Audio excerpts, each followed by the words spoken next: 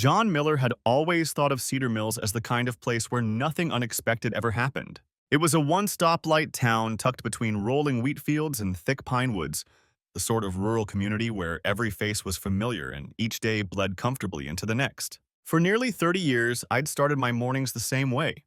A cup of black coffee on the front porch, watching the sunrise paint the sky over our neighbor's red barn, and listening to the distant rooster crow on Olson's farm.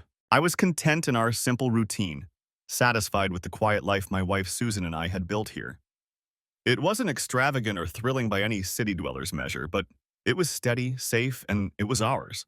I ran the local hardware store that my father had passed down to me.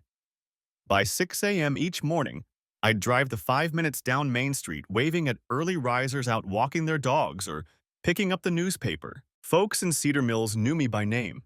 I was the dependable face behind Miller's Hardware, the guy who could help fix a leaky faucet or find the right bolt for a tractor engine. The store thrived in its modest way because in a small town, a good reputation means everything.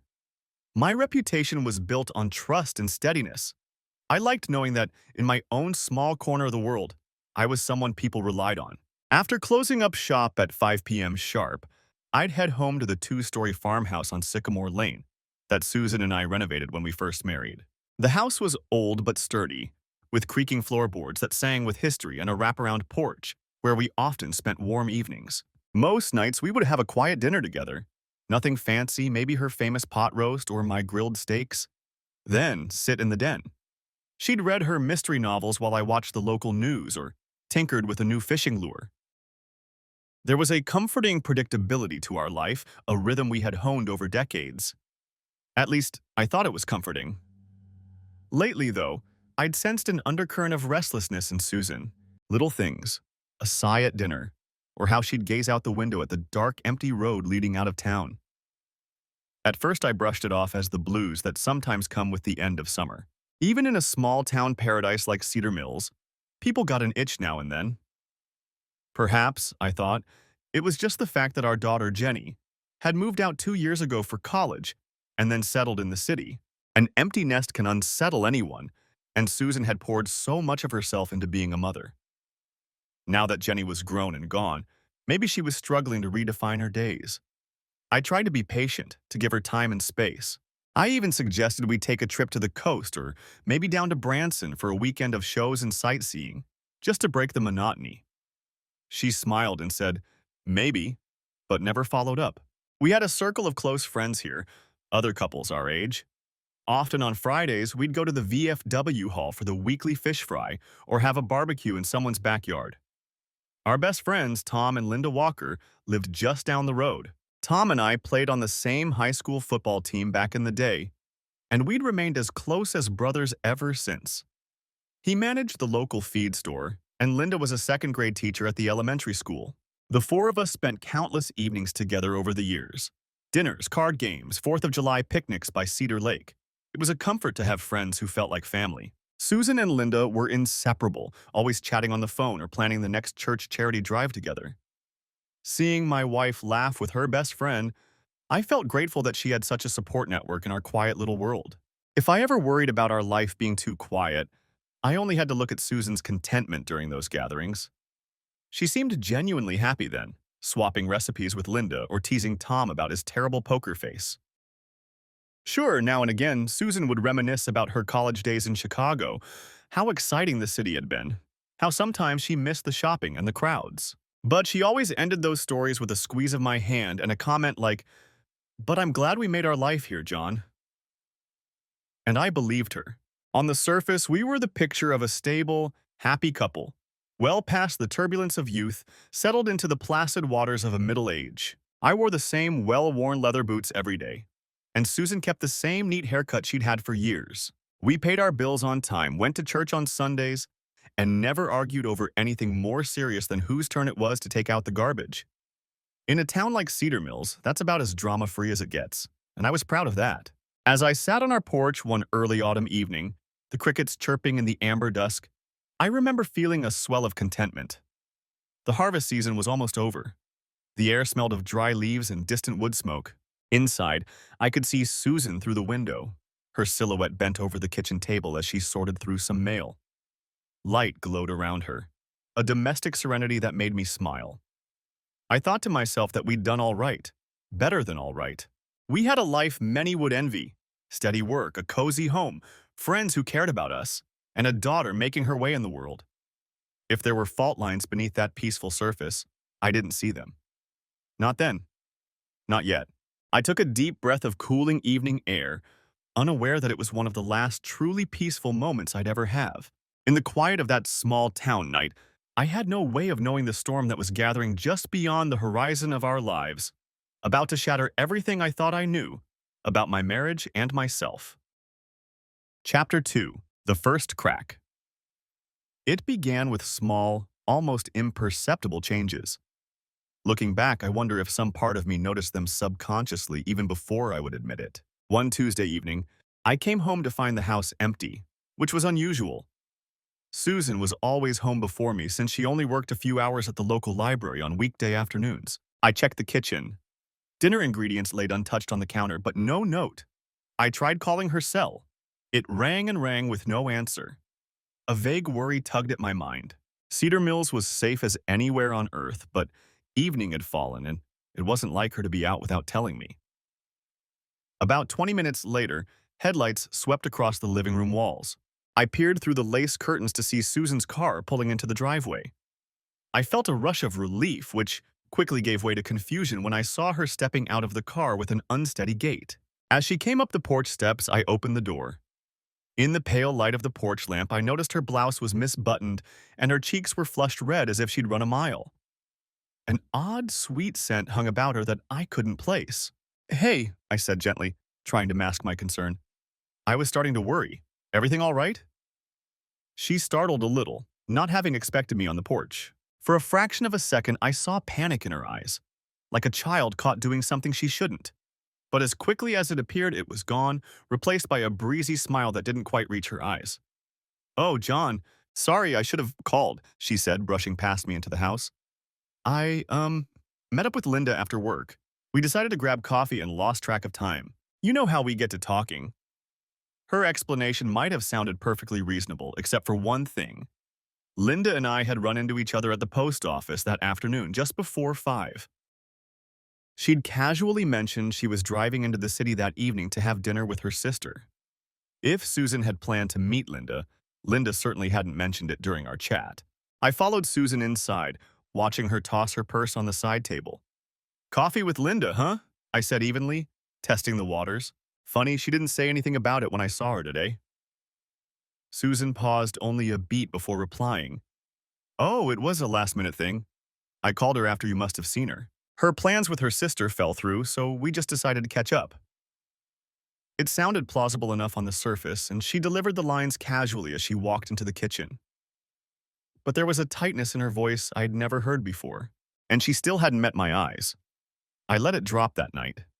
Everyone deserves the benefit of the doubt, I told myself. Maybe Linda's dinner really had been canceled last second. Maybe I had misremembered what Linda said. The mind plays tricks when you're worried. So I pushed aside the unease and offered to help Susan finish making the late dinner. She seemed grateful, even a touch too grateful. As we stood side by side chopping vegetables, she launched into a rambling story about something funny that happened at the library that day. I listened, nodding, but my earlier relief was being replaced by a subtle hollowness in my gut. Something felt off-kilter in our kitchen that night, like I had stepped on a floorboard that wasn't quite nailed down. Over the next few days, the tiny irregularities in our well-ordered life began to add up. One morning, I woke up to find Susan already dressed and heading out the door unusually early. She jumped when I greeted her. She said she was going for a dawn walk, trying a new fitness routine. Susan had never been one for early exercise in all the years I knew her. But I simply nodded. I watched from the porch as she briskly strode down the road in a track jacket, disappearing around the bend. It struck me that she hadn't invited me along, but I shrugged it off. Perhaps she wanted some solitude. Then there were the phone calls. Twice that week the landline rang, and when I answered, the caller hung up. We weren't important enough to get telemarketers, and most folks we knew would leave a message. When I asked Susan if she'd been getting hang-ups on her cell too, her response was a split second too slow. No, nothing like that," she'd said, avoiding my gaze by busying herself with washing dishes. At night, I noticed she started taking her cell phone upstairs with her when we got ready for bed, instead of leaving it charging in the kitchen like she used to. Once or twice, I woke in the middle of the night to find her side of the bed empty, only to hear her footsteps and the soft click of the bathroom door a moment later. She'd returned, claiming she just needed a glass of water or wasn't feeling well. Under the bathroom door, I had seen the telltale glow of her phone's screen. Each incident by itself could be explained away. None of it was a smoking gun. But piece by piece, these anomalies began to form a picture I couldn't quite bring into focus yet. I found myself growing quietly vigilant. I started noting the exact times she said she'd be home and whether those times shifted. I kept an eye on the mileage in her car, just a rough sense, nothing obvious, wondering if the numbers matched the places she said she'd been. These weren't things I ever imagined I would do. Trust had been the bedrock of our marriage. Snooping felt wrong. Yet an invisible hand seemed to be guiding me, pressing me to pay attention. One Friday afternoon, the unease finally pushed me into action. Susan had mentioned that morning that she planned to go grocery shopping in the next town over, Bakersville, where the supermarket had better produce. She said she might take the opportunity to swing by the big Target store there for some household items. It sounded innocent enough, but by 5 o'clock she still wasn't home or answering her phone. Dusk settled in, and worry gnawed at me. Bakersville was only 20 minutes away. Even with shopping, she should have been back by now. I decided to give her a call. The line rang 5, 6, 7 times and went to voicemail. Fighting a rising sense of panic, I called again. On the third try, she picked up. "Hi," Susan answered, slightly breathless. "Hey, everything all right?" I tried to keep my tone light, but my heart was pounding. "Oh yeah, I'm so sorry, I lost track of time. You won't believe who I ran into in Bakersville. Julie from the old neighborhood. We ended up having a late lunch together. I'm just now leaving the store. I'll be home soon." I forced myself to breathe. Julie from the old neighborhood? It was possible. Julie had moved 2 towns over some years back. Still, something in Susan's voice sounded off, like she was rushing to come up with details. She rarely went anywhere spontaneously, let alone an hours-long chat with someone she hadn't seen in ages. After we hung up, I found myself still holding the phone to my ear, listening to the disconnect tone. Julie, grocery shopping, lunch. The story lined up too neatly, too coincidentally. When Susan got home half an hour later, I noticed 2 things at once. There were no grocery bags in the car, and she had that same slightly disheveled look as the night she'd claimed to meet Linda for coffee. Her hair was a bit messy, cheeks flushed, and she smelled faintly of… what was that? Citrus and pine. It wasn't her perfume. I knew the scent of that by heart after all these years. I helped her out of the car and she quickly explained away the lack of groceries. She'd realized she left her wallet at home. Odd, since she answered her cell phone, but I didn't mention that, so she couldn't actually buy anything after all that. Browsing with Julie. She gave me a wry laugh, calling herself scatterbrained. I tried to smile, but it felt stiff on my face. That night, as Susan slept soundly beside me, I lay awake staring at the ceiling. In the dim glow of the moonlight slipping through our curtains, I could no longer deny the pattern. These weren't isolated incidents anymore, they were pieces of a puzzle, and the picture forming was of something I didn't want to see. My mind cycled through possibilities, each more troubling than the last. Was she in some kind of trouble she couldn't talk about? That would explain secretive calls or sudden errands. But what trouble? Debt? Illness? No, I handled our finances carefully, and she'd been healthy as far as I knew. The ugliest possibility of all crept in. One I had tried to swat away every time it surfaced. Was there someone else? The mere thought made my chest tighten and my mouth go dry. I turned my head on the pillow to watch Susan's silhouette. She looked peaceful, innocent. How could I suspect such a thing of her? We'd been through so much of life together. I couldn't imagine her betraying that. Yet the evidence of my senses whispered otherwise. I felt like a man standing at the edge of a dark wood, peering into shadows, sensing a predator lurking just out of sight. I knew one thing. I needed the truth, however painful it might be. The cracks in our perfect life were starting to show. And if I didn't find out what was causing them, they would only widen. In Cedar Mills, secrets have a way of coming out eventually. I resolved that I wouldn't wait for gossip or fate to reveal what was going on. I had to find out for myself what my wife was hiding in those shadows. Chapter 3. Unveiling Secrets. The very next week, fate handed me the opportunity I needed to uncover the truth. Late Wednesday morning, as I was helping a customer load lumber into his pickup, I got a text from Susan. Having lunch with Linda in town, then helping her set up for the church social. Don't worry about dinner for me if I'm late. I stared at the message, my heart thumping heavily in my chest. On its face, nothing about it was strange, except it was the first I'd heard of these plans. Usually, Susan would have mentioned a church social setup to me beforehand, if only so I could drop off some folding tables from the hardware store. And given recent events, my instincts were on high alert. Linda often did organize church events, but a spur-of-the-moment request for help was unlike her. I quickly texted back a simple, "Okay, have fun," and told my employee I needed to step out for lunch. My mind was made up. I was going to verify her story one way or another. Cedar Mills's only church was just 3 blocks from my store. If Linda and Susan were there setting up, it would be easy to swing by under the pretense of checking if the hall needed extra chairs or supplies. Heart pounding, I drove over, rehearsing casual greetings in my head. Part of me still hoped I'd find them both there, laughing at how fussy Pastor Jim was about table placements, and this whole nightmare of doubt would dissolve. I pulled into the gravel lot behind the little white-steepled church and immediately spotted Linda's car parked under an oak tree. Relief and confusion washed through me in equal measure. Linda was here. Maybe I had been working myself up over nothing after all. I parked beside her sedan and headed towards the side door that led to the fellowship hall, trying to appear nonchalant. Inside, I found a half-decorated hall, boxes of streamers and hymn books stacked on tables, a few rows of folding chairs set up. Linda stood on a stepladder, hanging a banner that read, "Harvest Charity Social," in big orange letters. She turned at the sound of the door and broke into a smile. "Well, hey there, John. What brings you by?" I forced myself to return the smile. The hall was conspicuously empty, save for her. "Got your text about the setup," I lied smoothly.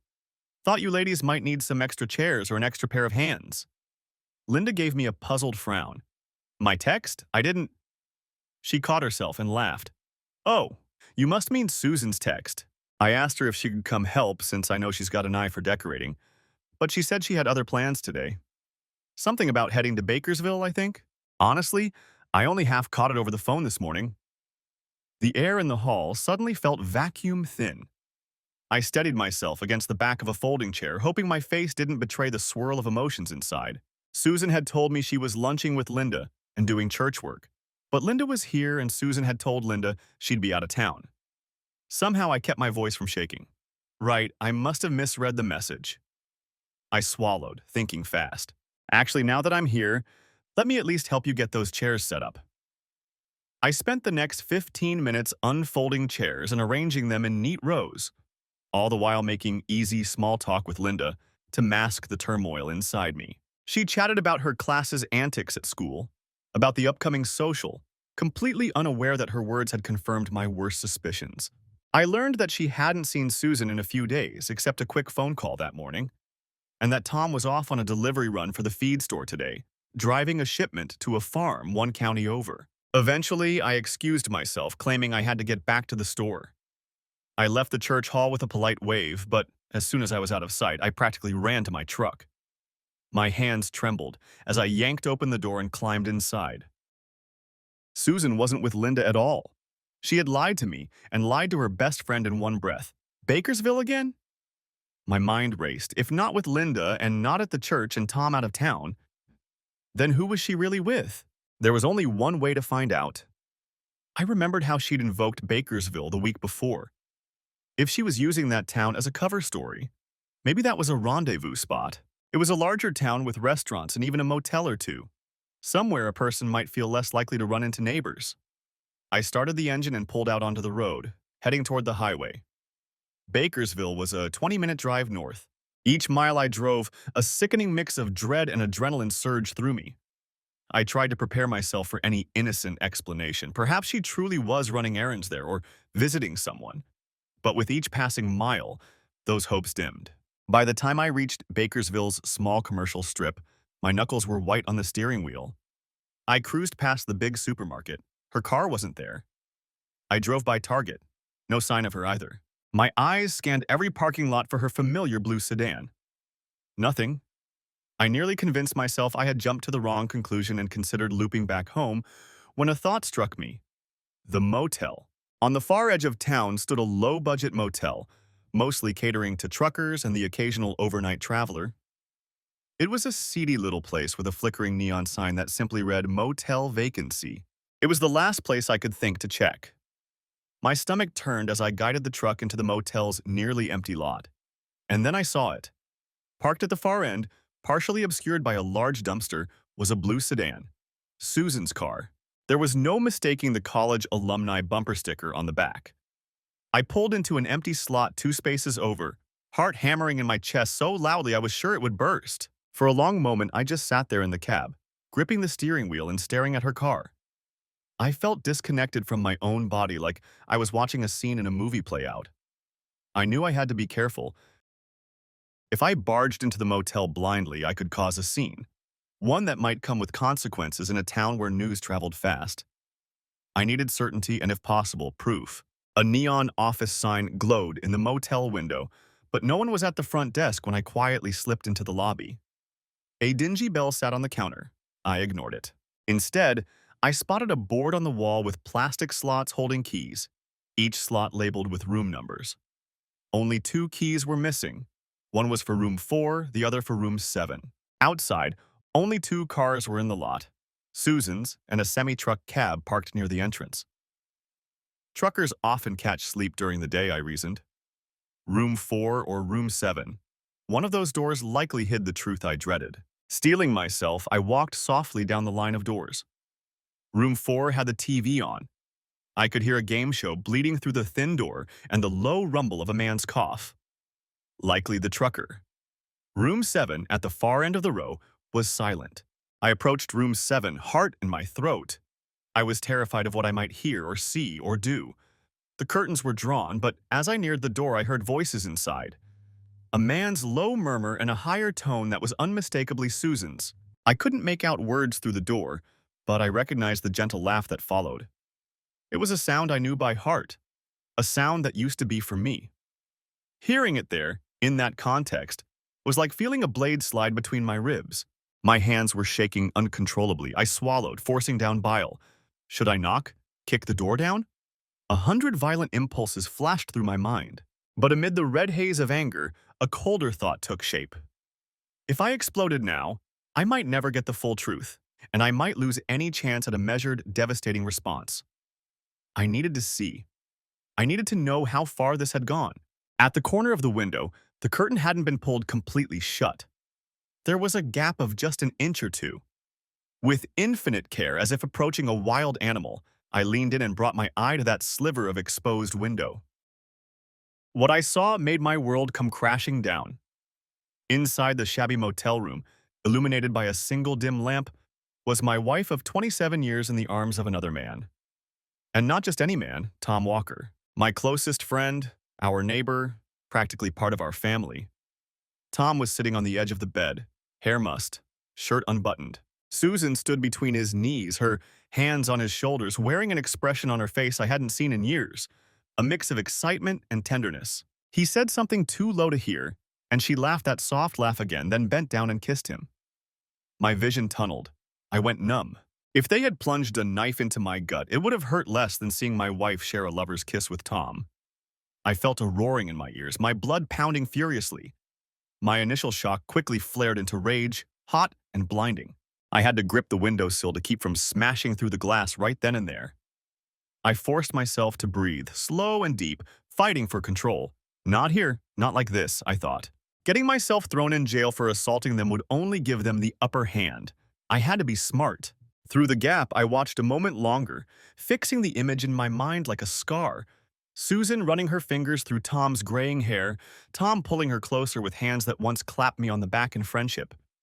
Enough. I'd seen enough. Quietly, I backed away from the window. I pulled out my phone and with trembling fingers snapped a photo of Susan's car for timestamp proof and maybe to remind myself this was all too real. Then I hurried back to my truck, heartbroken and furious and shaking all over. In the driver's seat, I stared at myself in the rearview mirror. I barely recognized the man who looked back. My face was pale, eyes wild, jaw clenched so hard I thought my teeth might crack. I wanted to scream, but I couldn't even find my voice. A profound pain radiated from my chest, a grief, a betrayal so deep it felt like I was being hollowed out from the inside. But beneath that, something else was crystallizing, an icy, lucid resolve. The controlled anger I felt in that moment was unlike any emotion I'd known before. It was as if a switch had been flipped. The John Miller who had innocently sipped coffee on his porch, believing in his peaceful life, was gone. In his place was someone new, someone calculating, patient, and utterly determined. I didn't confront them that day. Instead, I drove back to Cedar Mills on autopilot, my mind already racing through possibilities and plans. By the time I pulled into my own driveway, I knew one chapter of my life had ended at that motel window. Another was about to begin, the chapter where I took back control, where I exacted payment for every lie and every stolen smile. The truth was out, and it was uglier than I could have imagined. My wife and my best friend, the two people I had trusted most in the world, had been sneaking behind my back, turning my quiet life into a lie. As I walked into the silent house, I realized Susan had texted me again while I was driving. Long day at church. Grabbing a bite with Linda. See you at home later. Love you. The audacity of it made my stomach churn. I turned off my phone without replying. I stood in the middle of our living room, the shadows of evening stretching across the walls. On the mantel were framed photos. Me and Susan on our 25th anniversary trip. The four of us, me, Susan, Tom, and Linda, at a New Year's party, all smiles and camaraderie. The happy memories now felt tainted, each smile a mockery. I gently removed the photo of the four of us from its frame. My hand was steady now, my heartbeat slowing as a cold clarity settled over me. I looked at Tom's grinning face next to my wife's. Then, with a quiet anger that felt like steel in my veins, I tore the photos straight down the middle, separating them. I wasn't going to yell. I wasn't going to cry. I was done being in the dark. Now, I was going to make them pay. Chapter 4. A Cold Resolve. I barely remember the rest of that day. I know that I somehow forced myself to go back to the hardware store, mechanically ringing up customers and offering the same friendly small talk as always. Outside, the world carried on unchanged. The sun still set golden over the grain silos, and the usual crowd gathered at Hank's Diner for Wednesday night meatloaf special. But inside me, everything had shifted. A fault line had cracked my life clean through, and nothing felt steady under my feet. That evening, I got home before Susan. I didn't bother to start dinner. Instead, I paced the living room in the dim light, adrenaline still coursing through my veins. I was replaying every lie she had told me, every sign I had dismissed, each memory now tainted with the knowledge of her betrayal. Our wedding day, the birth of our daughter, the quiet nights on this very couch, every scene of our life together now had a question mark hanging over it. Had it all been a lie?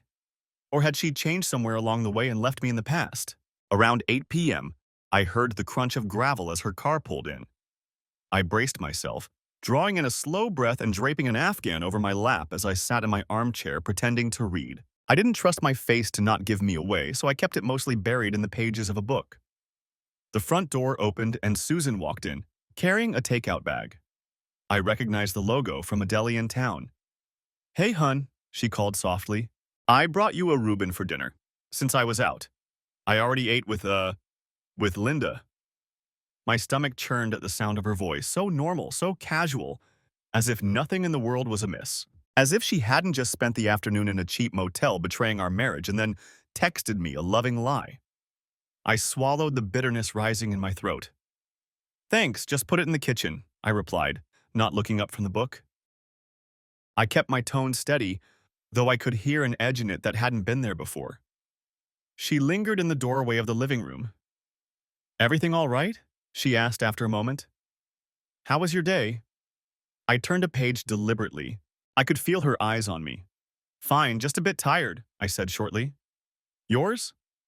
She hesitated. "Good. Busy, you know. Linda and I got a lot done for the social." She stepped closer, and in my peripheral vision, I saw her tilt her head, trying to catch my eye. "Are you sure you're okay? You seem quiet." A mirthless irony flickered inside me. I seem quiet? If only she knew the fury locked behind my clenched teeth. but I simply nodded. I'm fine. Think I might have a cold coming on. Probably just need some rest. That part wasn't even a lie. I did feel sick. Sick at the sight of her, at the scent of soap and the faint trace of that citrus pine cologne that still clung to her clothes. It turned my stomach. Oh, I'm sorry, she said gently. She moved behind my chair, and before I could flinch away, she placed a hand on my shoulder. Normally, that simple gesture of affection would soothe me. Now it was all I could do not to shake her off. Her touch made my skin crawl with the image of those same hands wrapped around Tom's neck hours earlier. I forced myself to remain still. I think I'll turn in early tonight, I murmured. Susan squeezed my shoulder. Of course. Let me know if you need anything. I might stay up and read a little. I just nodded, not trusting myself to speak. I stood, keeping the book in front of me like a shield, and finally met her gaze. There was concern in her eyes, maybe even a hint of confusion at my terseness, but I also saw guilt flicker there, just for an instant, before she quickly looked away. Or maybe I imagined it. Either way, I was done analyzing her emotions. I headed upstairs, leaving her standing there. In the bedroom, I closed the door and let out a breath I hadn't realized I was holding. My hands were shaking again. Being near her, pretending everything was fine, had been harder than I expected. I felt a hot tear roll down my cheek and I swiped at it angrily. This would not break me. I wouldn't let it. That night, I slept barely at all. I heard her come to bed an hour later. I lay on my side, eyes shut, feigning sleep as she slipped under the covers. She kept a careful distance, as if sensing I didn't want to be touched. Good, I thought. Let her wonder. Let her feel something's off. In the darkness, I opened my eyes and stared at the faint outline of the ceiling fan, listening to her breathing slow into sleep. That was when the pain finally hit me full force. Silent tears soaked my pillow as I quivered with the effort of holding everything in. I couldn't remember ever feeling so alone. The woman I loved, my partner of more than half my life, had become a stranger to me in one afternoon, and the friend I would have trusted with my life had been complicit in it. I bit down on the pillow to stifle a ragged sob that threatened to escape. I hated them both in that moment, hated them with a potency that scared me. But beneath the hatred was an ocean of hurt. I felt like a fool, a blind, naive fool. Sometime before dawn, as anger and grief wrestled inside me, a grim clarity emerged. I would not confront them outright, not yet. They had been sneaking through the shadows, carefully covering their tracks, lying to my face at every turn. If I simply blew up and accused her now, she'd deny it. Or worse, turn it around on me somehow. Tom and Susan might concoct some story or find a way to make me out to be the bad guy. No, I needed to be methodical. They had been planning their affair. Now I would plan my revenge. In the first light of the morning, I finally rose, feeling like I hadn't slept at all. Susan was still asleep as I dressed quietly and left the house early, mumbling something about needing to open the store. I had plans to set in motion. The very first thing I did after leaving the house was drive 2 towns over to Coldwater, where no one would recognize me, and buy a pay-as-you-go flip phone and a new SIM card. I paid in cash. This would be my private line for anything I didn't want traced or overheard, an old trick I recalled from a detective novel Susan once loved. The irony wasn't lost on me. Next, I made a call to our family lawyer, Martin Green, from the office phone at the hardware store. Martin was an old friend of my father's and had handled our will and house closing years ago. We weren't close socially, which was why I trusted him now.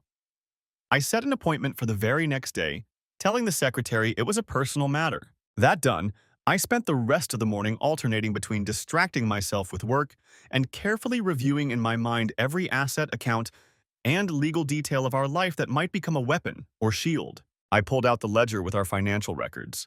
Being old-fashioned, I kept photocopies of bank statements and the deed to our house in a locked file cabinet at the store. Flipping through them, I took stock. We had a joint checking and savings, the house was paid off, and both our names were on the title. The hardware store was solely mine, inherited before we married, so that was safe. We each had a 401k. I made a mental note to ask Martin about those. I also recalled that Cedar Mills was in one of those rare states where you could actually sue a spouse's lover for alienation of affection. An antiquated law, but still on the books. I didn't know if I wanted to go that route, but the thought of dragging Tom into court by the scruff of his neck did bring a grim smile to my face. More importantly, I knew that in divorce proceedings, adultery can sway the outcome if you have proof. If I played my cards right, I could ensure Susan walked away with next to nothing. The law aside, I also had the court of public opinion to consider. In our small town, divorces were uncommon, and affairs were juicy gossip. If I could expose what they'd done, her reputation would crumble. I doubted many of our friends would remain hers if they knew she had betrayed not only me, but also her best friend, Linda. Linda. I sighed heavily, rubbing my temples. The thought of telling Linda about Tom and Susan made my stomach hurt. She didn't deserve that pain, but she deserved the truth. And she might become an important ally.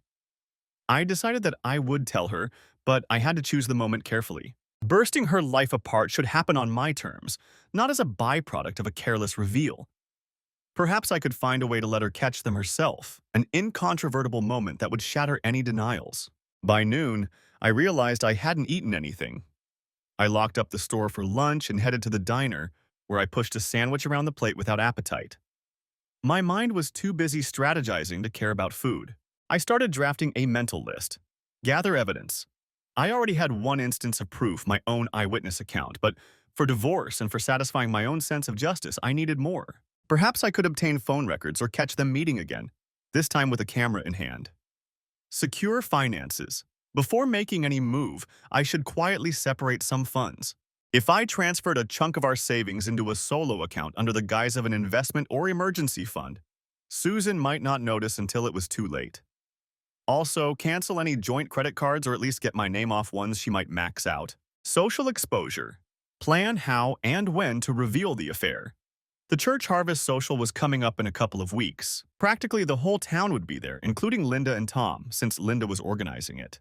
A public confrontation there could be explosive. Alternatively, a more controlled gathering might serve, maybe inviting a few close friends, including Linda, over and confronting them with evidence in front of that small audience. Word would spread soon enough. Psychological warfare, make them sweat. Perhaps I could drop anonymous hints to each of them that their secret wasn't as safe as they thought. A well-placed note or a text from an unknown number could rattle them. There was that cheap phone I bought. Could be useful for some ghostly messages. Legal action. File for divorce at the most devastating moment for her. Maybe right after I expose her so she has no chance to compose herself or manipulate the narrative. I paid for my barely touched lunch and stepped back out into the bright day. Plan in place or not, I knew I had to maintain a facade of normalcy for now. Cedar Mills was too small to keep secrets if I acted strangely. I had to be the same friendly John Miller everyone knew, at least until the hammer dropped. The next few days passed in a strained blur. At home, I kept my interactions with Susan civil but minimal, claiming a lingering cold or extra work at the store. She seemed to accept that, although a few times I caught her studying me with that quizzical look. I wondered if her own guilt was eating at her, if on some level she suspected I knew. But she said nothing, and our life superficially went on. Each night I still slept beside her, and each night I fought back anger and sorrow in the darkness. But each morning I woke more resolved than the last. I was polite, even managing a hollow facsimile of a smile at breakfast, but I no longer kissed her goodbye when I left using my supposed illness as an excuse. If she noticed that small omission, she didn't comment. During the days, I made moves. I quietly opened a new bank account in my name only, transferring a sizable portion of our joint savings into it. I claimed a new business venture required liquid capital, something to do with expanding the store's inventory. Should the bank teller mention it to her? In a town this small, one couldn't be too careful. I also put a freeze on our home equity line of credit, citing potential identity theft, so she couldn't borrow against the house. My meeting with Martin, the lawyer, went as I expected. His face grew grave as I explained the situation in a low, controlled voice.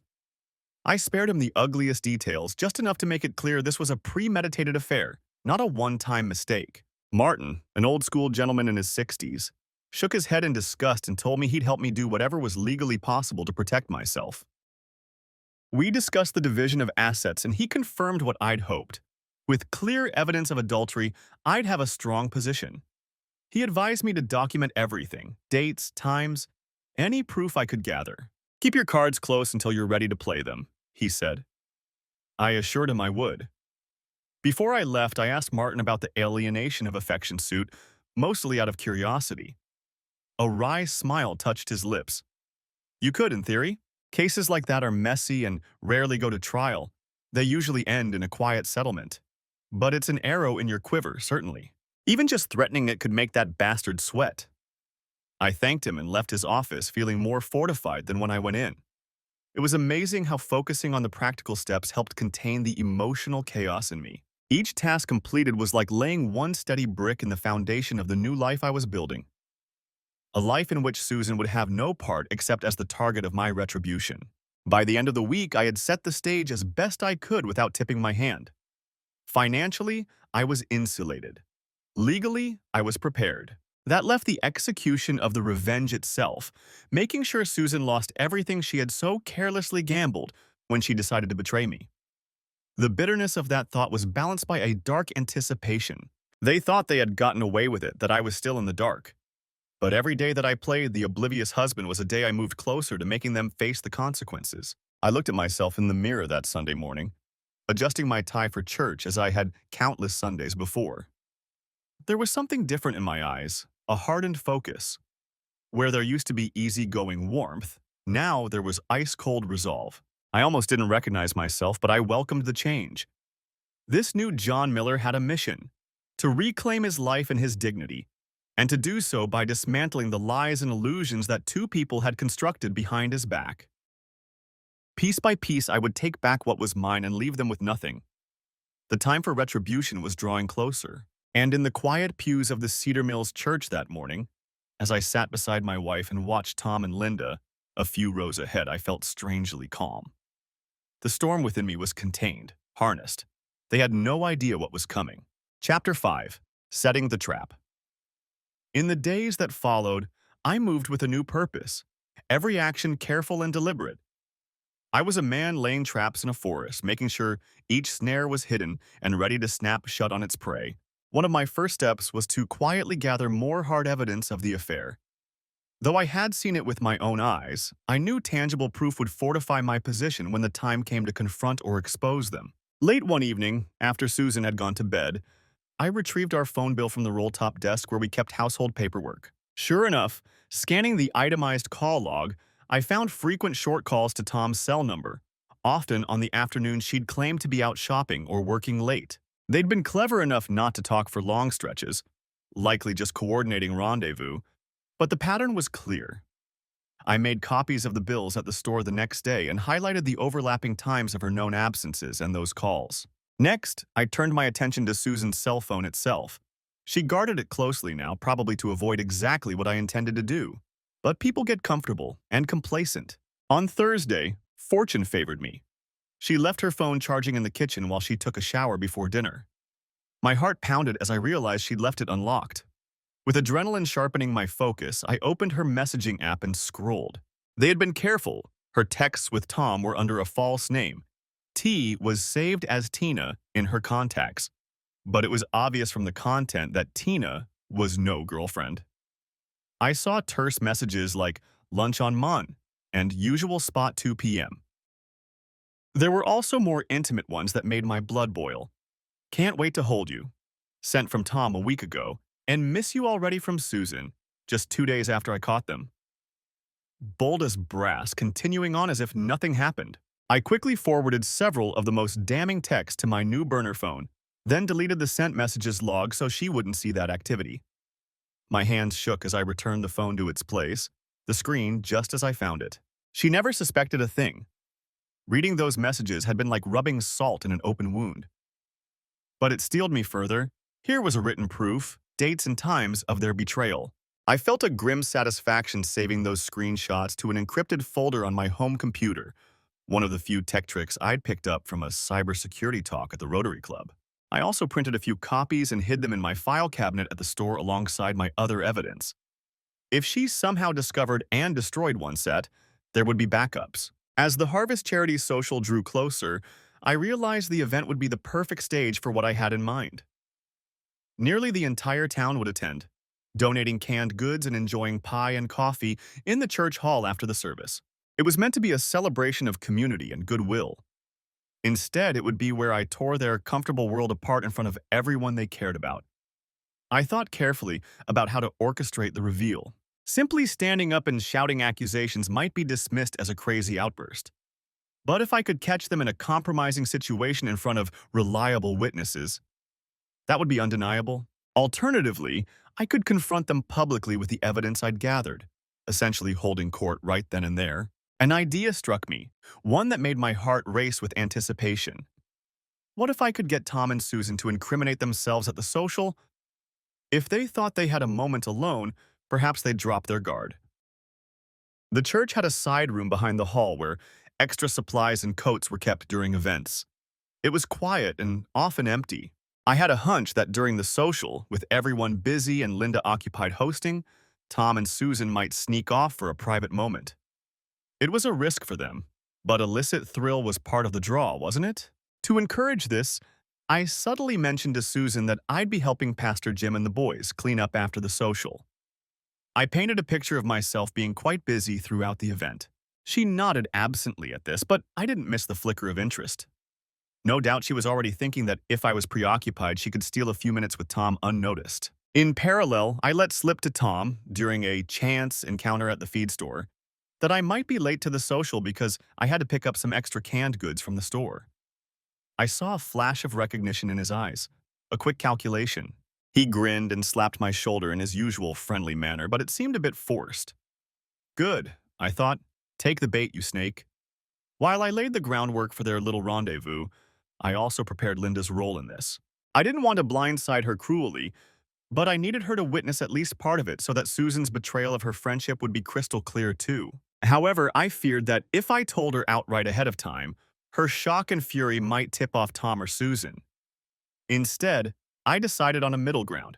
Ensure Linda was nearby at the critical moment. On Saturday, the day before the social, I offered to help Linda with some of the heavy lifting for the event setup at the church. While we arranged tables and hung decorations, I engaged her in conversation, gently guiding it to the topic of trust and honesty.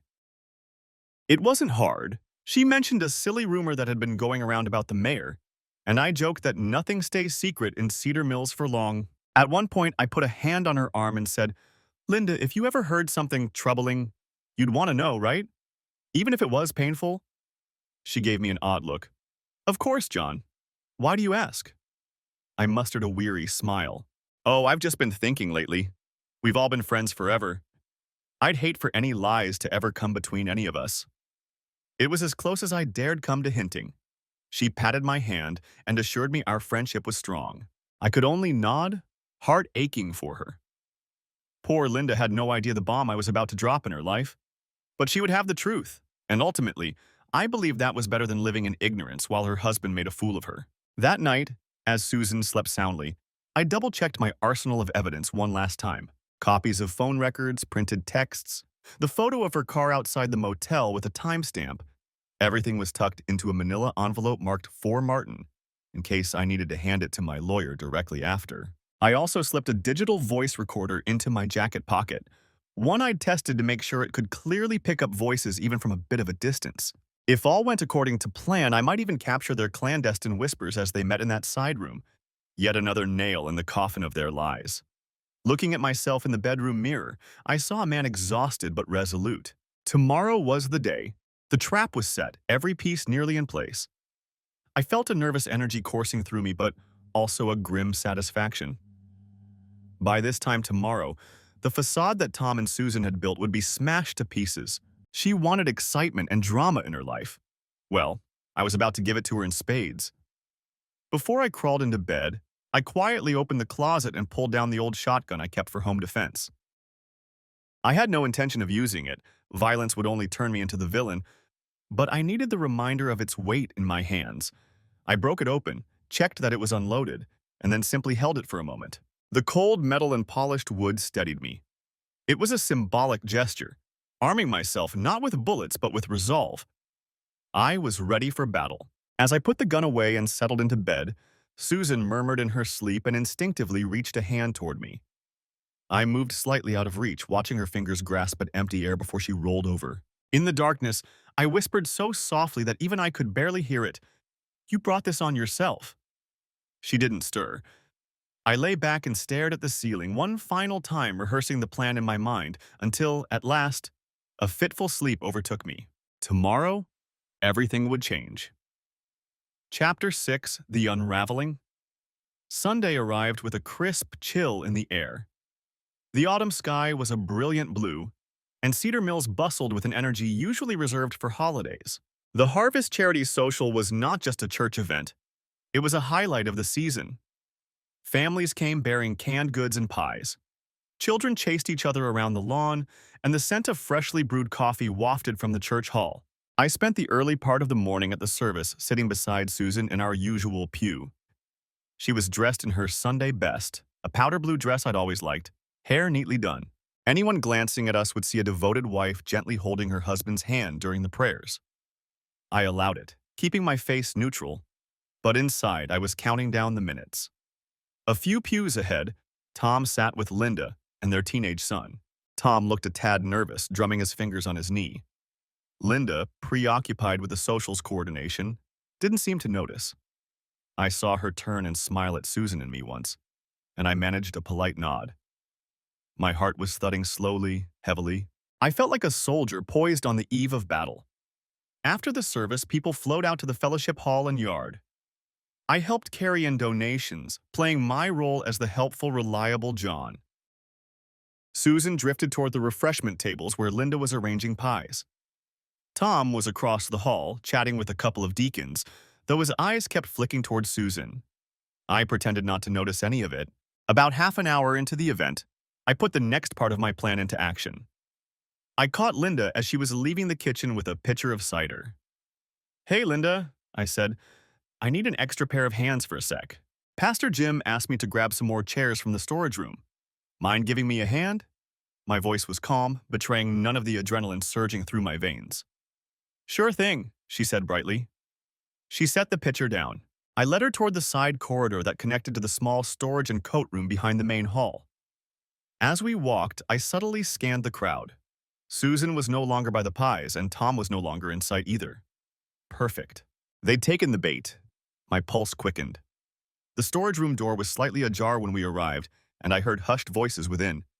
I recognized them instantly, Susan and Tom. My jaw tightened at the sound of my wife's soft whisper and Tom's low murmur.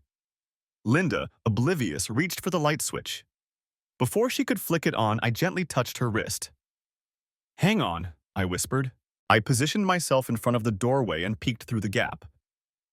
Inside, the storage room was dimly lit by a single small window. Amidst coat racks and boxes of hymnals, I saw Susan and Tom standing far too close. Tom had his hands on Susan's waist, and I glimpsed the flutter of Susan's blue dress as she pressed against him. They were partially turned away, but there was no mistaking the intimate posture. I felt Linda step forward behind me, trying to see what had me frozen. There was no stopping it now. In one decisive move, I pushed the door wide open. The sudden flood of light from the corridor illuminated the two of them. Susan practically jumped out of Tom's arms. Tom spun around, his face going ashen. Susan's eyes darted to me, then to Linda, and she clapped a hand over her mouth in a gasp of horror. For a moment, the four of us were motionless, stuck in a tableau of shock and betrayal. Tom's hands were still half raised where Susan's waist had been. Susan's cheeks flushed scarlet as she realized exactly who stood in the doorway. Linda was the first to break the silence. Her voice came out high and sharp, as if she couldn't quite believe what she was seeing. What is this?" she stammered. "Tom? Susan?" My heart ached at the betrayal dawning on Linda's face, but I hardened myself. This needed to happen. Tom tried to recover, stepping away from Susan like a guilty schoolboy caught in the pantry. "Linda, it's not," he began, but the words died as Linda's expression transformed from confusion to fury. "Don't you dare say it's not what it looks like," Linda hissed. "I'm not blind, Tom." Her voice trembled, not with fear, but with barely restrained rage. Susan turned to me, eyes wide and already brimming with tears. "John, she started, voice cracking. She looked petrified. I stepped into the room, Linda right beside me. I could feel the white-hot anger coursing through her, mirroring my own cold wrath. "Save it," I said quietly, my tone cutting through the air. I closed the door behind us, aware that out in the hall just a few steps away, Dozens of people milled about, oblivious, for now, to the drama unfolding here. The storage room suddenly felt very small. Tom opened his mouth, maybe to attempt some excuse or apology, but one glance at my face and he thought better of it. He hung his head. I pulled out the digital recorder from my pocket and clicked it on, the small device now capturing every word. My movements were controlled, almost unnervingly calm. Inside, my heart was pounding, but I refused to let any of the turmoil show. Not anymore. "Susan," I said, turning my gaze to my wife. She flinched at the ice in my voice. "Would you like to explain to your best friend why you had your hands all over her husband? Or maybe explain to me why you've been sneaking around with Tom for God knows how long?" Her lips trembled. In all our years together, I had never spoken to her with such venom. She took a faltering step toward me, tears spilling now. "John, please. I can explain. It just happened." "It just happened?" Linda spat, stepping forward. I saw tears in Linda's eyes too, but they were outshone by fury. "My God, Susan, how could you? With my husband? We're like sisters. How long has this been going on?" Susan reached out a hand toward Linda, sobbing now. "Linda, I'm so sorry. I never meant—" Linda slapped Susan's hand away with a sharp crack that echoed off the cinderblock walls. "Don't touch me," she seethed. "I trusted you. I trusted both of you." Her voice broke on the last word. Tom finally found his voice. "Linda, I'm sorry," he blurted, stepping forward as well.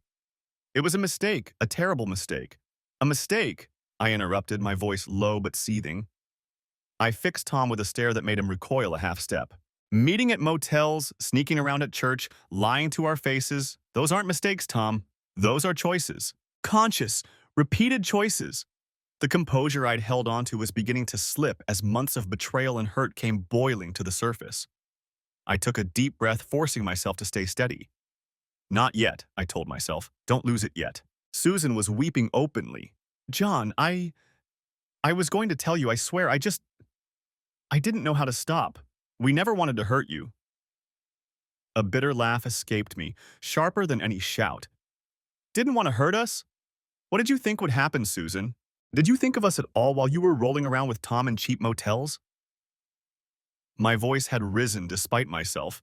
I heard it crack with pain and anger. Behind me, the door had crept open a few inches, likely from the force of Linda's outburst or my raised voice. And through that gap, I now saw faces. A couple of the church ladies who had been walking by were frozen just outside, eyes wide. They'd heard enough to piece together the situation. One looked scandalized, the other already looked sympathetic and angry on my behalf. The news was starting to trickle out, I realized. Good. Tom noticed too. "John," he said cautiously, lifting his hands in a placating gesture, "let's not make a scene here. We can talk about this privately." I turned on him with such ferocity that he actually stepped back and bumped into a rack of coats. "A scene? You're worried about the scene, Tom?" I advanced on him, and he cowered as if I might hit him. I had fantasized about it, sure, but seeing him shrink was almost satisfying enough. Almost. "You had no concern for privacy when you were screwing my wife, did you? Or when you betrayed your own wife under her nose?" At those words, the dam broke. Linda let out a wail of anguish and launched herself at Tom, pounding her fists against his chest. "How could you? You vile, selfish bastard!" she cried. Tom, much bigger, didn't even try to fend her off. He just shielded his face as she struck him with every ounce of her hurt and anger. It took both Susan and me by surprise. Susan tried to grab Linda's arm to pull her away from Tom. "Linda, stop, please," she cried. "Don't you touch her," I barked at Susan. She recoiled from my shout as if slapped. I gently caught Linda's arm mid-swing. "Linda," I spoke softly now. "He's not worth it." My words came out steady, though inside I felt a savage satisfaction at seeing Tom cowed and Linda's betrayal avenged physically. Linda was shaking, breaths coming in ragged gasps. She nodded, tears streaming, and stepped back, glaring at Tom with utter contempt. Tom, red-faced and disheveled, opened his mouth again, but I silenced him with a glare. By now, a small crowd had gathered just beyond the doorway, drawn by the commotion despite any Midwestern politeness that might have kept them away. There were hushed gasps and whispers as more people realized what was unfolding. The harvest social was effectively halted. All eyes were turning toward the drama in the coat room. I decided it was time to end this charade once and for all, on my terms. I moved to the open doorway, pulling it wide. In the hall, I saw familiar faces. Neighbors, friends, the pastor, all watching with shock, pity, and in some cases, righteous anger. They weren't angry at me, no. I could tell by their glares directed at Tom and Susan behind me. "Folks," I announced, voice clear and resonant now, "I'm sorry to put a dark cloud over this event, but it seems two among us have been keeping a very ugly secret." I stepped aside, revealing Tom and Susan fully to the onlookers. Susan looked down at the floor, face burning with shame. Tom stood there, wiping a trickle of blood from his lip where one of Linda's blows must have caught him. Murmurs grew louder. I caught phrases. "Affair." "How could they?" "Poor John and poor Linda," ripple through the crowd. "John," Pastor Jim stepped forward, hand half raised, as if unsure whether to intervene or just bear witness. I continued, unsparing. "My wife Susan and my good friend Tom here have been having an affair." Saying it out loud, in public, felt strangely liberating, like casting off a great weight. I found out a while ago, and today, with Linda as my witness, I caught them together. My voice remained steady, authoritative. I wanted there to be no doubt. Susan let out a broken sob. "John, please," she implored, as if begging me to stop. I held up a hand in her direction without even looking at her. "No, you don't get to speak right now." I was shaking now, despite my effort to appear composed. The enormity of the moment, exposing this betrayal in front of our community, was hitting me, but I pressed on. I turned back to the crowd. "I'm telling you all this not to garner sympathy," I said, "but because I won't abide living a lie any longer. And I think those who donate their time and trust to people should know what kind of individuals they're really dealing with." A stern voice cut through the crowd. It was Marjorie, one of the elderly church volunteers, clutching her handbag with white knuckles. "You ought to be ashamed, both of you," she scolded at Tom and Susan. A few others muttered in agreement. Pastor Jim looked pained, but he put a hand on my shoulder. "John, perhaps we should take this somewhere more private." I shook my head. "Why?" "They conducted their betrayal in private. It's fitting. It's dragged into the light." I scanned the faces. Some looked mortified by the public nature of it all, but many nodded along, their loyalty to me and Linda clear. Cedar Mills did not take kindly to adulterers, that much was evident. Tom finally tried to speak, voice cracking with desperation. "Please, everyone, I'm sorry, we're so sorry." Linda's laugh was icy. "Sorry. You're sorry now because you got caught, Tom. You weren't sorry yesterday or all the other days." Her words dripped with venom and heartbreak. Susan was virtually incoherent through her sobbing, whispering apologies, her makeup running. No one stepped forward to comfort her. In fact, a few of our friends, former friends of hers, I suppose, were shaking their heads in disgust. I saw one of the deacons guiding his wife away, as if unable to bear the sight of Susan any longer. I realized then that this public spectacle, as harsh as it was, had accomplished exactly what I intended. The secret was out, their reputations shattered. There was no going back for them. I took one last look at the two people who had torn my world apart. "I trusted you. Both of you," I said. And now my voice did shake with sorrow more than anger. "We welcomed you into our home, Tom. And Susan, I gave you my life." I paused, steadying myself. "All of that. For nothing." With that, I felt something inside me release. I had said what I needed to say. I had exposed them. My gaze shifted to Linda. She was standing a bit unsteadily, one hand braced on the doorframe, tears still slipping down her cheeks. I reached out and gently put an arm around her shoulders to support her. In that moment, we were united in our grief and outrage. "We're done here," I said quietly to Linda. Then louder to all assembled, I added, "Thank you all for your concern. But I think it's time Linda and I left them to whatever they've got left." With that, I guided Linda through the crowd. People parted to let us pass. A few reached out to squeeze my arm or whisper words of support. I caught phrases like, "We're here for you," and "Stay strong." As we walked out of the hall into the cool afternoon air, leaving Susan and Tom behind to face the gawking stares and judgment of the community, I felt the weight of a chapter closing. The autumn sun was blinding for a moment, and Linda stopped to take a shuddering breath. I gave her shoulder a reassuring squeeze, and she managed a small nod of thanks, still too shocked to speak. Behind us, the murmurs inside the hall were erupting into a roar of scandalized voices. The whole town would know within hours if they didn't already. Susan had wanted more excitement in her life, some escape from our quiet routine. Well, now she had excitement, of the worst kind. She had lost her husband, her best friend, and the respect of our town all in one fell swoop. Tom's reckoning had come too. His family, his friendships, possibly even his standing at the feed store were all in jeopardy now. And me? I had stood up for myself. I had taken the pain they dealt me and forged it into a weapon of truth. It was brutal and it was public, but it was justice as far as I was concerned. As I walked Linda to her car, I felt strangely calm beneath the adrenaline. The deed was done. The unraveling was complete. Now there was nothing left for me to do but pick up the pieces of my life and carry on, without the people who had betrayed me. Chapter 7. Scorched Earth. The hours and days following the public unmasking were a whirlwind of raw emotion and irreversible consequences. By Sunday evening, the news had spread to every corner of Cedar Mills. I know this because my phone rang off the hook. Neighbors, acquaintances, people who rarely called, reached out to express their shock and, more importantly, their support for me and for Linda. It was as if the entire town had taken sides, and not a single soul sided with the adulterers. I ignored most of the calls that night.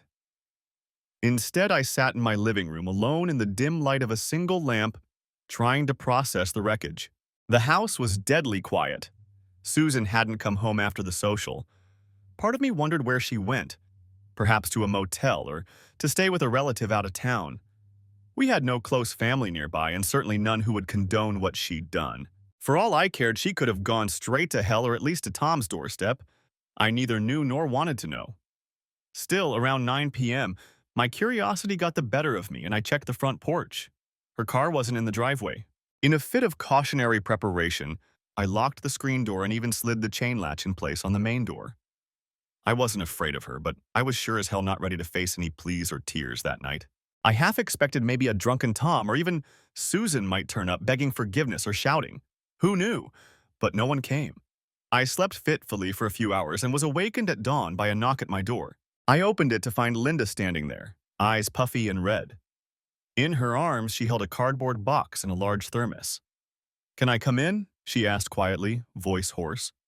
"Of course," I said, ushering her in.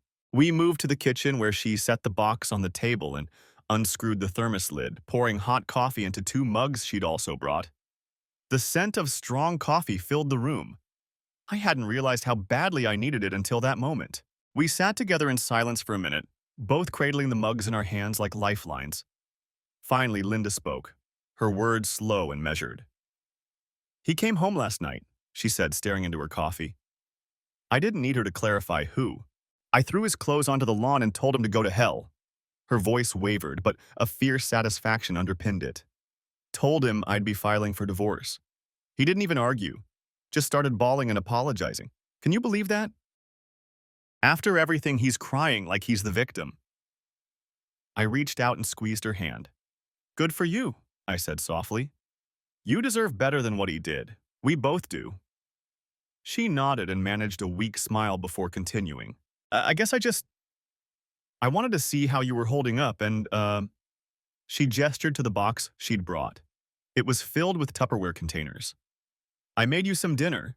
"Well, I made a casserole last night because I couldn't sleep. Figured you might not feel like cooking." A warmth spread through me at that small act of kindness. "Thank you, Linda," I said, touched. "You didn't have to, but I'm grateful." We talked a while longer, processing the shock together. We reassured each other that we'd get through this. At one point, Linda broke down, sobbing about how humiliating it was, how she dreaded facing her colleagues at school the next day. I put an arm around her, and she cried into my shoulder. My own tears were spent, it seemed. I just felt hollow and tired. But comforting her also gave me purpose beyond my own anger. After she left, I realized I hadn't shed a tear since the night I discovered them. My sadness was there, but it was dwarfed by anger and grim determination. Perhaps later I would grieve the loss of my marriage properly, but for now, I was still in battle mode, seeing through the consequences. That afternoon, I made an appointment with Martin, the lawyer, to initiate divorce proceedings immediately. I instructed him to file on grounds of adultery and push for a favorable settlement under the circumstances. Martin assured me he'd handle it swiftly and discreetly. Though I have to say, John, given how public things got, discretion might be a moot point, he added wryly. I only shrugged. The damage to Susan's name was already done by my design, and I had no intention of mitigating it. By Monday, Cedar Mills felt different to me. When I opened the hardware store, the usual morning regulars came in not just for nails or paint, but to check on me. Old Jim Cartwright, who'd been buying feed for his chickens from Tom's store for decades, grumbled that he'd be taking his business elsewhere now. Don't care to shake the hand of a man who'd do that to his friend, he said. He left with a new hammer he didn't really need, and a promise that if I needed anything, to call him. Similar sentiments echoed throughout the day, regulars and even less frequent customers dropping by, offering a kind word or a pie, or simply a knowing nod that said, "We've got your back." It was heartening in a way. I felt vindicated. Susan had not only betrayed me, she'd betrayed our whole community's trust, and now she was reaping the social whirlwind. I heard through the grapevine that the library board quietly asked for her resignation. The head librarian, a staunch churchgoer, found public scandal incompatible with the library's image. Gossip also had it that Susan was staying in a small motel just outside of town. Apparently, she hadn't even tried to go to Tom. Smart of her, since Linda likely would have met her with a shotgun. 2 days after the social, I finally heard directly from my wife. Or rather, my estranged wife. She showed up at the hardware store just after lunch, when I happened to be alone. I looked up from the counter and there she was, standing hesitantly by the doorway like an unwanted ghost. She looked worn down, dark circles under her eyes, her normally neat hair limp. She'd lost that composed grace she usually carried. Now she was just a broken woman wringing her hands. I felt a surge of conflicting emotions at seeing her. A pang of the old love and familiarity quickly strangled by anger and the memory of her with Tom. I set down the inventory list I'd been checking. "What do you want, Susan?" I asked flatly. I didn't address her by any endearment, just her name. She noticed. "John," she began softly. Her eyes were already glistening. "I know I have no right to ask, but can we talk? Please?" I considered her for a long moment, then jerked my head toward the back door. "Not here," I said. The store had ears everywhere in this town. I didn't need this conversation fueling even more gossip. I walked out into the alley behind the store and she followed. The autumn air was cool and brisk. She wrapped her cardigan tighter around herself. We stood facing each other next to a stack of lumber, the air thick with things unspoken. She broke the silence first. "I'm sorry," she whispered, voice trembling. "I know that doesn't fix anything, but I need you to know how sorry I am. For everything." I stared at her, this woman I'd planned to grow old with. The urge to lash out warred with an urge I didn't expect. The urge to hug her and comfort her pain. But I resisted both. My face remained a mask. "Sorry doesn't begin to cover it, Susan," I said coldly. "You didn't just make a mistake. You made dozens, maybe hundreds of deliberate choices to lie and betray me, and betray Linda." Her face crumpled and she nodded, tears spilling. "I know. You're right. It was selfish and awful, and I have no excuse. I was lost, John. I felt like I was drowning in this quiet life, and I made the worst decision of my life trying to feel something different." "Don't you dare try to pin this on the quiet life," I cut in, my voice rising. "We built that life together, and there was nothing wrong with it until you decided it bored you. You think I wasn't bored sometimes? You think I didn't wonder about roads not taken? But I didn't throw away everything we had for a fling." She sobbed openly now. "You're right. You're absolutely right. I have no defense. I'm so sorry. I regret it. I regret all of it." I shook my head, unwilling to let her emotion weaken me. "If you regretted it, you would have stopped. You would have confessed on your own. But you didn't. You're only here because you got caught and lost everything." At that, she leaned against the brick wall and slid down to a crouch, covering her face. Through her fingers, her words poured out, muffled and desperate. I know, John, I know I don't deserve it, but I have to ask. Is there any chance at all, that you could ever forgive me? Not to take me back, I know that's probably impossible, but just someday." Forgive me for this." I stared at her hunched form. This once proud, steady woman I knew was utterly shattered. And yet, images of her and Tom in that motel, in the coat room, flooded my mind. The hurt was still raw, the wound bleeding. Forgive her? The idea of absolving her for what she'd done to me, what she'd done to us, felt like a betrayal of myself and of Linda too. My voice, when I finally answered, was quiet and firm. "No, I don't think I can ever forgive you." She looked up at me, anguish in her eyes. But I continued before she could plead further. "I'm not saying that to be cruel, it's just the truth. What you did, it broke something in me, Susan. Something that can't be fixed." I took a steadying breath. "We'll have to settle the practicalities. The divorce, the house, all that, through lawyers. Martin will be in touch. But as for you and me, as people, you killed that. There is no us anymore." For a long moment, the only sound was her quiet crying and the distant rumble of a truck on Main Street. She didn't try to stand or approach me. Perhaps she knew it was futile. At last, she pushed herself up and walked away, shoulders hunched in defeat, leaving me alone in the alley behind my store. I expected to feel triumphant watching her suffer, but I only felt a weary emptiness. Still, I had spoken the truth. She had killed the U.S. that once was, and there was no reviving it. Chapter 8. Ashes and New Beginnings. The divorce proceedings moved swiftly. Martin filed immediately, citing adultery with evidence attached, phone records, copies of messages, a signed affidavit from me detailing the motel incident, even a statement from one of the church ladies who overheard the confrontation. Faced with such overwhelming proof and the prospect of a public court battle she would surely lose, Susan offered little resistance. Through her own attorney, she agreed to a settlement heavily favoring me. I would keep the house, the store, my retirement account, and the bulk of our savings. She waived any claim to alimony, likely knowing any judge in our county would deny it after her fault in the split. Essentially, she walked away with her clothes, her car, and a small portion of the money.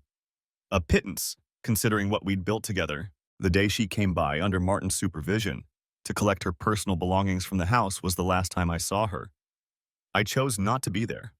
I couldn't watch her carry out boxes of our memories. I changed the locks as soon as it was done, though. It was my house now, and I wanted her gone from it in every way. Tom didn't fare much better. Linda filed for divorce in near record time. I heard she got the house in generous terms, in part because Tom felt too guilty to contest much. The feed store quietly let him go a few weeks later. Apparently, some of their best customers, in solidarity with me and Linda, threatened to boycott if Tom remained as manager. Last I heard, he moved 2 counties over to take a sales job where fewer people would know his story. Good riddance. As for Susan, for a time I wasn't sure where she'd go. Cedar Mills was no longer a place she could comfortably live. Her shame was public and unrelenting. When I went to church the Sunday after the incident, she was of course nowhere to be seen. Pastor Jim told me privately that she had called him weeping and apologizing. He offered her spiritual counsel, but she hadn't shown up to any service or event since. The ladies who used to gossip with her at the beauty parlor now gossiped about her, and none too kindly. I caught snippets around town. How she had the nerve to show her face at the pharmacy and old Mrs. Thompson told her off right in front of everyone. How she tried to volunteer at the fall school fundraiser and was politely told her help wasn't needed. Within a month, Susan put our house, now legally mine, in her rearview mirror. She rented a small apartment in Bakersville, the next town over, presumably to escape some of the scrutiny. That was fine by me. I didn't want to see her around every corner. I did, however, finally have the painful conversation with our daughter Jenny. I had called her the day after the social, wanting her to hear it from me. It was one of the hardest calls I've ever had to make. At first she was confused. Her mom cheating? But once I laid out the basics, anger replaced confusion. She was furious with her mother, and even suggested coming home and giving Susan a piece of her mind. I told her to stay put and focus on her job. No sense derailing her life, too. Jenny and I talked for a long time that night. She cried. I might have teared up a bit too, despite telling myself I wouldn't. She kept apologizing on her mom's behalf, like it was her fault in some way. I reassured her over and over that none of this was on her and that I loved her. The hardest question she asked was, "Do you think you'll ever forgive Mom?" I answered honestly, "I don't know, honey. Not anytime soon." Jenny took that hard, but she understood the depth of what her mother had done. To her credit, Jenny did call Susan eventually, to confront her. I wasn't privy to that conversation, but judging from the extended silence that followed, I suspect it went poorly for Susan. For a while, our daughter kept distance from her mother. They might have mended things somewhat in the years to come, but I know their relationship bore scars. Trust once shattered is hard to rebuild. Autumn turned to winter in Cedar Mills and life continued. The town found new gossip, new dramas, none quite as spectacular as ours, though. Linda and I fell into a routine of checking on each other. We weren't more than friends, but we became very close friends, forged in fire, as it were. We'd share a coffee or a meal now and then, not out of pity, but genuine camaraderie. It felt good to have someone who truly understood what I'd been through, because she'd been through it too. If whispers occasionally paired our names, we ignored them. The truth was simpler. We were two people helping each other heal, no more, no less. At least for that first year. As for me, I poured my energy back into my store, into small projects around the house, into anything that affirmed my life moving forward.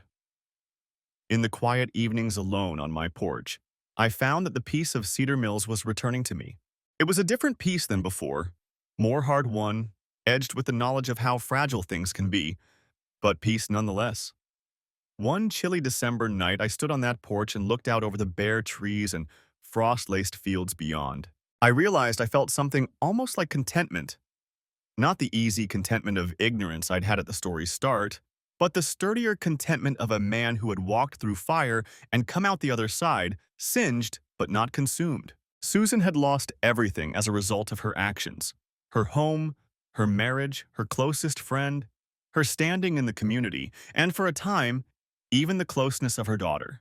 Last I heard, she was working at a boutique in Bakersville, keeping to herself. Our interactions were reduced to necessary communications via lawyers or brief, impersonal emails about tax paperwork. She never moved back to Cedar Mills. I suspect the weight of what she'd done, and the void where her old life had been, was too much for her to face daily in this close-knit town. In the end, her boredom with our quiet life led to the destruction of that life, and all she found in exchange was loneliness and regret. I, on the other hand, regained my dignity and kept all that truly mattered to me. My business prospered. My friends, true friends, stayed by my side, and my daughter and I remained as close as ever. I even found a renewed sense of self-respect. When I looked in the mirror, I no longer saw the oblivious fool who had been living a lie. I saw a man who stood up for himself, who met betrayal not with violence or self-destruction, but with calculated justice. On that December night, as I locked up my home, and headed in from the cold, I realized that the final ember of anger was finally flickering out, leaving behind a kind of hardened wisdom. I had won, not just in the eyes of the town or on paper in the divorce decree. I had won because I had refused to be a victim. I had taken the wreckage Susan left me and built a solid foundation for whatever came next. In a small town where everyone now knew the full story of what transpired, I walked with my head high. The whispers and pitying looks were fading. In their place came respect and the normalcy of routine. I was no longer that poor man or the betrayed husband to people. I was just John Miller again, the steady guy from Miller's Hardware, albeit with a few more scars and a tale of caution trailing behind him. Scorched earth indeed. I had burned it all down. The lies, the pretense, even relationships that had defined decades of my life. But from those ashes, I was sowing the seeds of a new beginning for myself. And for that, I felt not regret, but a bittersweet satisfaction. There would be long nights yet, and loneliness, and questions without answers. But one thing was certain. I had survived the worst storm of my life and ensured that those who betrayed me faced the consequences of their actions. In that truth, I found strength. And in that strength, I glimpsed the first light of a dawn that was entirely my own. The end. Thanks for watching. I hope you enjoyed it, so subscribe to my channel and watch the next video.